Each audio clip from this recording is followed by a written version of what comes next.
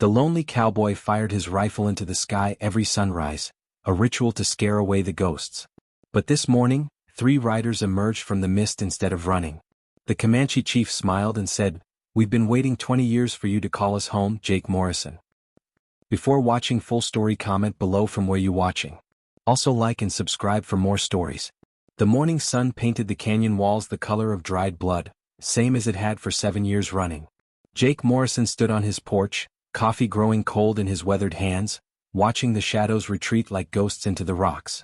The silence was his companion now, had been since the day he'd buried his wife and son in the small cemetery behind the house, their graves marked by 2 simple wooden crosses he'd carved himself. 7 years. 7 years since he'd spoken more than a handful of words to another human being. 7 years since he'd heard laughter echo through these canyons, since he'd felt anything but the dull ache that had settled in his chest like a stone. The ranch was small, maybe 200 acres of stubborn Texas land that fought him for every blade of grass. But it was enough. Enough for his dozen head of cattle, enough for his horse Belle, enough for a man who'd lost his taste for the world beyond these red rock walls. The nearest town was a 2-day ride, and Jake hadn't made that journey in over a year. What was the point? Everything he needed, he could make or find right here in this forgotten corner of the world. His days followed the same rhythm as the seasons, predictable, solitary, safe.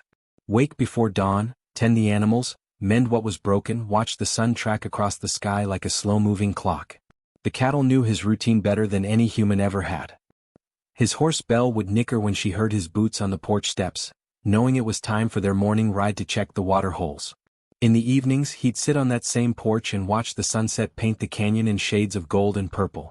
Sometimes he'd play his harmonica, the melancholy notes drifting across the empty land like prayers without words. The coyotes would answer him from the ridges, their howls lonely and wild, and Jake felt a kinship with them, creatures who knew what it meant to live on the edges of civilization. The silence had become his friend and his curse. It wrapped around him like a blanket, protecting him from the world that had taken everything he loved, but it also kept him frozen in place, unable to move forward, unable to heal. He'd grown comfortable in his grief, the way a man grows comfortable in an old coat, worn and familiar, even when it no longer serves him well. Then came the morning that changed everything. Jake was repairing a section of fence when he heard them. Hoofbeats, multiple horses, moving at a steady pace across the hard ground. He straightened slowly, his back protesting after years of solitary labor, and shaded his eyes against the morning sun. 3 riders approached from the east, moving like they knew exactly where they were going. As they drew closer, Jake's breath caught in his throat. The lead rider was an older Native American man, his long gray hair braided with feathers and beads, his posture straight and proud despite his advanced years. Behind him rode 2 young women, maybe 18 and 20, their dark hair flowing freely in the morning breeze. They were dressed in traditional clothing, buckskin and beadwork that caught the light like scattered jewels.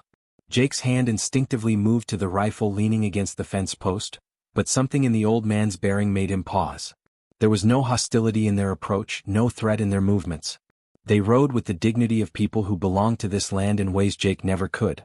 The old man raised his right hand in greeting as they stopped about 20 feet away. "Jake Morrison," he said, his English clear and measured, each word chosen with care. Jake felt the world tilt beneath his feet. "How do you know my name?" The old man dismounted with the fluid grace of someone who'd spent a lifetime on horseback. He was tall and lean, his face mapped with lines that spoke of years spent under the open sky, of sorrows and joys that ran deeper than the canyons themselves. "I am Chief Standing Bear of the Comanche," he said, "and I have been looking for you for a very long time." Jake's mind raced. He'd had dealings with Comanche in his younger days, back when he was just another cowboy drifting from ranch to ranch, before he'd met Sarah, before he'd built this life in the middle of nowhere. But he couldn't place this man, couldn't remember any reason why a Comanche chief would know his name. "I don't understand," Jake said, his voice rusty from disuse. Standing Bear studied him with dark eyes that seemed to see straight through to his soul. 23 years ago you rode with a cavalry patrol through Palo Duro Canyon. Do you remember?" The memory hit Jake like a physical blow. 23 years ago, he'd been young and foolish, drawn by the promise of good pay to guide a cavalry unit through Comanche territory. It was supposed to be routine, track down a small band of raiders who'd been hitting settlements along the Red River. But everything had gone wrong. They'd found the Comanche camp at dawn, families sleeping peacefully by a stream that ran clear and cold through the canyon bottom. What was supposed to be a negotiation had turned into a massacre. Jake could still hear the screams, still see the smoke rising from burning teepees, still feel the sick weight of regret that had settled in his stomach that day. "I remember," Jake whispered. "My son was in that camp," Standing Bear said, his voice steady but heavy with old grief. "White Hawk. He was 16 winters old, barely a man, but he fought like a warrior to protect his mother and sister." Jake closed his eyes, trying to push away the memories, but they came flooding back anyway. The chaos, the gunfire, the young Comanche warrior who'd appeared out of nowhere, throwing himself between the soldiers and a woman holding a baby. Jake had been the one to tackle the boy, to hold him down while the battle raged around them. "He lived," Jake said suddenly, the memory crystallizing. I kept him alive. I told the captain he was dead, but I helped him escape in the confusion." Standing Bear nodded slowly. "Yes, you saved my son's life that day. You could have let the soldiers kill him, but you chose mercy instead." Jake stared at the old chief, pieces of a puzzle he didn't know existed falling into place. "Why are you here? Why now after all these years?" Standing Bear gestured to the two young women, who had remained mounted and silent during the exchange. "These are my granddaughters. White Hawk's daughters. Morning Star and Dancing Water." The younger of the two women urged her horse forward. She had her grandfather's proud bearing, but her eyes held a warmth that reminded Jake of Sarah, the way his wife had looked at the world with such hope and trust that it had made him want to be a better man. "My father told us the story many times," she said, her voice like music across the empty land. "How a white cowboy with sad eyes chose to save a Comanche boy's life when he could have chosen death instead. White Hawk spoke of you often," Standing Bear continued. "He said there was honor in you even when you rode with those who had no honor. He said you were a man who understood the value of life." Jake felt something crack open in his chest, some frozen place that had been locked away for 7 years. "Your son, is he?" "He died 3 winters ago," Standing Bear said simply. "Sickness took him, the kind that the white man's medicine could not cure. But before he passed into the spirit world, he made me promise something." The old chief reached into a beaded pouch at his waist and withdrew something wrapped in soft deerskin. He held it out to Jake, who approached on unsteady legs. "He made me promise to find you, to thank you for the gift of his life, and to give you this." Jake unwrapped the deerskin with trembling fingers. Inside was a piece of turquoise, carved in the shape of a horse and polished to a brilliant blue-green shine. It was warm to the touch, as if it held some inner fire. "He carved this for you during the long winters after the battle," Standing Bear explained. "He said it would bring you peace when you were ready to accept it." Jake stared at the carving, overwhelmed by emotions he'd kept buried for so long he'd forgotten they existed. This man he'd barely known, whose life he'd saved in a moment of desperate conscience, had spent years thinking of him, creating something beautiful for him, carrying gratitude through decades like a sacred trust. "There's more," Standing Bear said gently. "White Hawk's dying wish was that his daughters should know the man who gave their father life. They have ridden many miles to see you, to understand the measure of your character." Jake looked up at the two young women, seeing them clearly for the first time.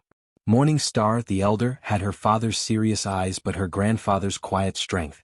Dancing Water, younger and more spirited, watched him with open curiosity and what might have been hope. "Why?" Jake asked, the word barely a whisper. "Why does any of this matter now?" Standing Bear stepped closer, close enough that Jake could see the compassion in the old man's weathered features. "Because my granddaughters have no family left except me and I am old. Because you have been alone too long, carrying grief that was never meant to be carried alone. Because sometimes the spirits arrange meetings that seem impossible, but are exactly what wounded souls need to heal." The words hung in the morning air like incense. Jake felt the weight of 7 years of solitude pressing down on him, and for the first time since Sarah and little Thomas had died, he wondered if there might be another way to live. "I don't understand what you're asking of me," Jake said. "I ask nothing," Standing Bear replied. "But I offer something. My granddaughters need someone to teach them the ways of survival in this changing world. You need." He paused, choosing his words carefully. "You need to remember that life is for living, not just enduring." Morning Star spoke then, her voice clear and strong. "We do not come as burden or obligation. We come as family if you will have us. To honor our father's memory and to share the gift of days that might otherwise be spent in loneliness."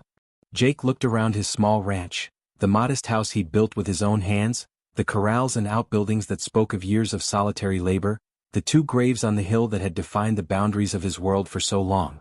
For the first time in years he tried to imagine it differently.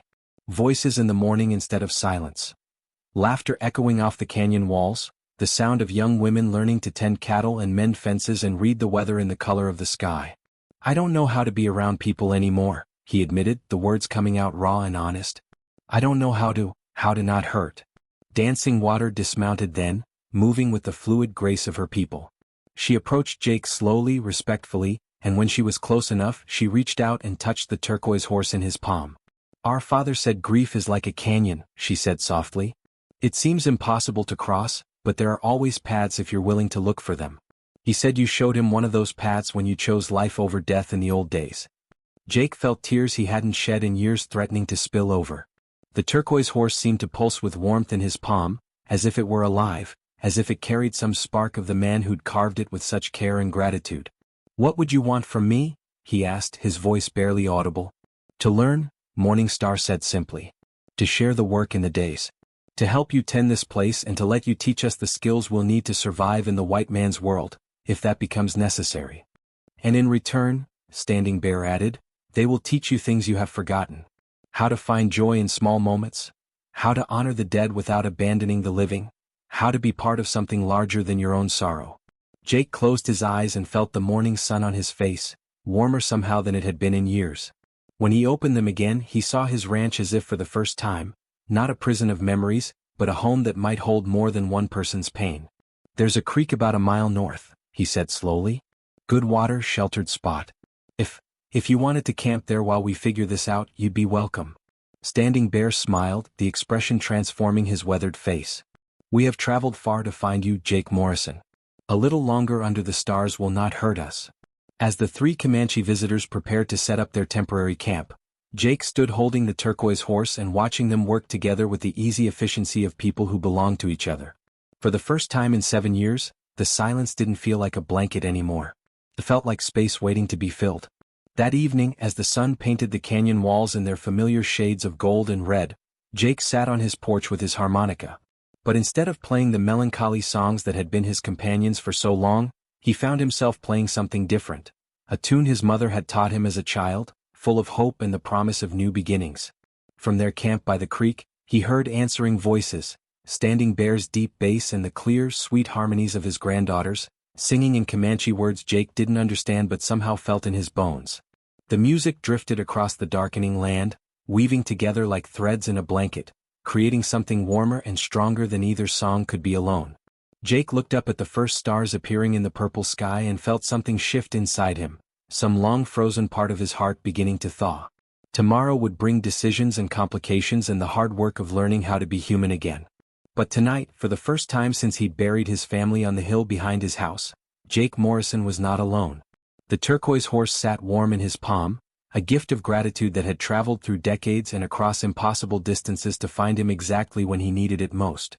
Sometimes, Jake thought, the spirits really did arrange meetings that seemed impossible but were exactly what wounded souls needed to heal. The coyotes began their evening song from the ridges, wild and lonesome as always. But tonight they were answered not just by silence, but by human voices full of hope and the promise of tomorrow. And in that answer, Jake heard the sound of his own heart learning to beat again.